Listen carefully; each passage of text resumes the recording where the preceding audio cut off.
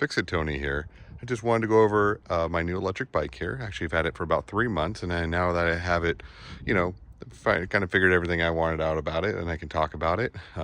Let's go ahead and let's go do a quick review. First off, the bike did come mostly assembled. I just had to put the front wheel on, put the pedals on, and otherwise, in the seat, that was really about it. You will notice this has been upgraded a little bit. I did change out the seat. I don't really care for the seats they put on these. It does have a red light back here. It's set at the lowest position, so you can't really see it as well, but it's nice to have a light on there when you're riding. People can see you a little bit better. You have a 750 watt Bafang motor back here, one of the better ones. You have Gemma brakes in the rear. These are hydraulic. If you're going to do electric bike, do hydraulic brakes, especially if you have fat tires, because these require a lot more effort to stop, and it's just the way to go. I did add pegs back here. I'll have all this stuff I added in the description, including the seat, the pegs. It did come with the Kenda tires, which is nice. These are a little bit better than the standard Chinese tires they put on these things that don't do so well. You have a single charging port here. You just open it up, put the battery charger in. This is your battery charger that comes with the bike. Also marked Samebike. And this charges at, I do believe, 2.0 amps output. So this is supposedly a 17 amp hour battery. I'm going to actually test that. I haven't yet. It seems about that way, but the only way to really test it is to run the battery all the way down and then charge it and see how much power we actually can get into it. And that'll give us an idea of how much power it actually has. To turn it on, there's a power button here that connects the battery through. They give you 2 keys. Very easy. Just turn the key like so, and then you're gonna push this button here, and the battery comes out. It says it has Samsung cells in there. Who knows? But you can see on there it is 17 amp hour, supposedly 816 amp hours of power. So we're going to test that in a future video here and see what actually it does. I think it's pretty close, to tell you the truth, just from my writing and how long it's taken to run this battery down. Also, there's a nice little pocket in here. You can remove these screws. This is waterproof, but I was able to put a Apple AirPod in there, AirTag in there, which allows me to, you know, track the bike. You know, somebody tries to steal it, at least give you a jump on seeing where they're going with it. So that's kind of neat, and they wouldn't be able to find it, and they'd have to pull that whole cover off to get to the AirTag. So I'm gonna go ahead and put this battery back in, and then lock it, and we're good to go. Once you lock it, can't get in there. You have the standard Chinese forks. There's compression and rebound, or sorry, compression settings. You can tighten it up or loosen it up, and you can lock it out, which is kind of a neat little feature. It allows you to, you know, get a firmer ride if you need it, if you're just roading it, or you can open it up and use the full suspension. The headlight on this is very nice. It puts off a lot of light, a lot better than the other bikes I've seen on the market. The screen that you get is pretty straightforward. I'm gonna turn it on here. You just push and hold the button here for about 3 or 4 seconds, and then you'll get the screen.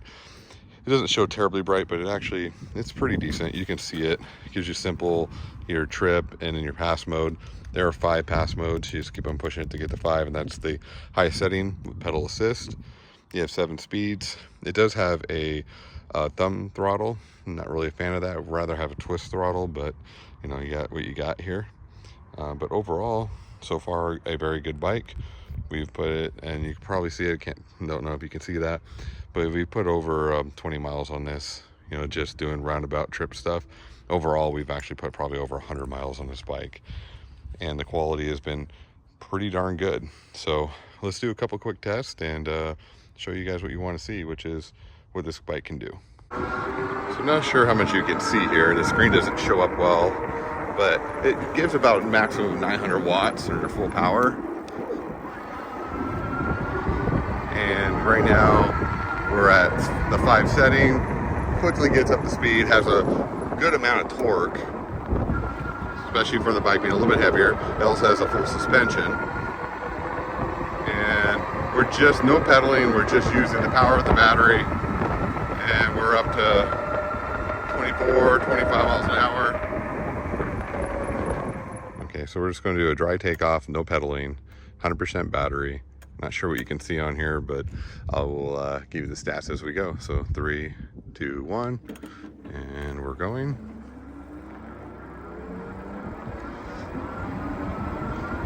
Almost 900 watts, 10 miles an hour, 15 miles an hour, 20 miles an hour,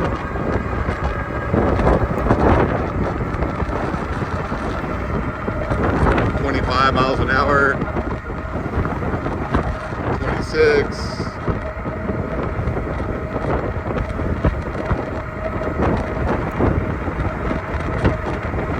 27, and it's starting to cut power.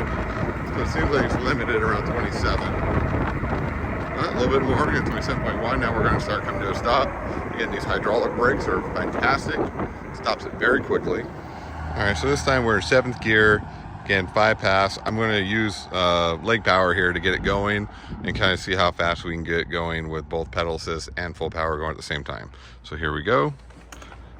In about 2 seconds, the electric power kicks on, and we're going to pedal. So 10 miles an hour, 15 miles an hour, 20 miles an hour, 25 miles an hour,